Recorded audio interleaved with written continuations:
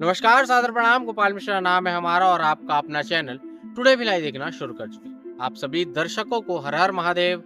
आप सभी को महाशिवरात्रि की हार्दिक शुभकामनाएं। इस महाशिवरात्रि के शुभ अवसर पर आपको मैं भगवान शिव की वो कथा सुनाता हूँ जिससे पता चलता है कि भगवान शिव अवघड़दानी हैं। वो अनजाने में किए गए कार्य को भी अगर वो पुण्य कार्य हो तो अपनी पूजा मान लेते हैं। महाशिवरात्रि का ये ऐसी कथा है महाशिवरात्रि की जिसे आप लोगों ने पहले भी सुना होगा, लेकिन एक अनोखे अंदाज में मैं आपको सुनाता हूँ। तो बात उस समय की है, एक गांव में एक शिकारी रहा करता था जो दिन भर शिकार करके और अपने परिवार का पेट पालता था। एक दिन ऐसा आया जब उसे दिन भर कोई शिकार करने के लिए नहीं मिला। तो उसने सोचा कि आज अगर मैंने शिकार नहीं किया तो मेरा परिवार तो भूखा मर जाएगा।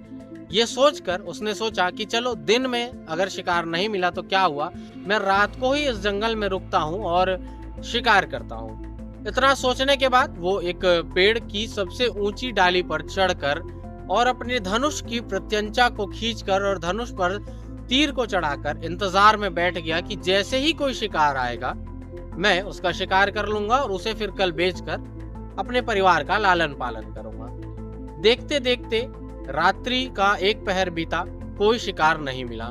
रात्रि का दूसरा पहर बीता, कोई शिकार नहीं मिला। तीसरा पहर भी बीत गया, लेकिन उसे शिकारी को कोई शिकार नहीं मिला। और उसके बाद रात्रि का चौथा पहर यानी कि सुबह का समय, ब्रह्म मुहूर्त का समय चालू हो गया, लेकिन उसके बाद भी शिकारी को कोई शिकार नहीं मिला।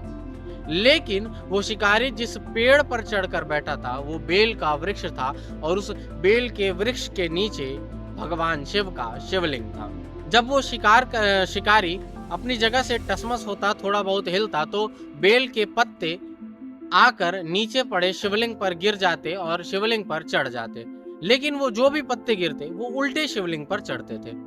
इसके बाद जब रात्रि का चारों पहर बीत गया तो सुबह ब्रह्म मुहूर्त के समय भगवान शिव ने उस शिकारी को दर्शन दिए और उनसे पूछा कि कहो वत्स, क्या इच्छा करते हो।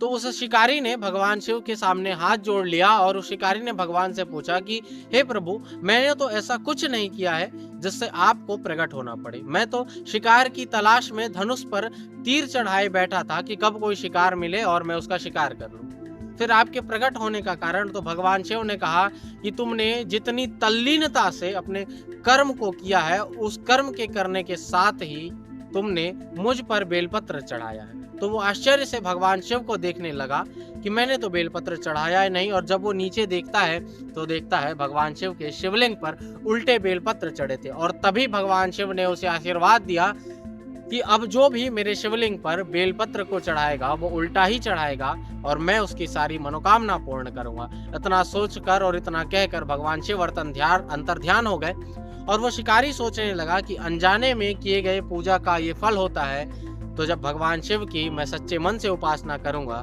तो क्या होगा।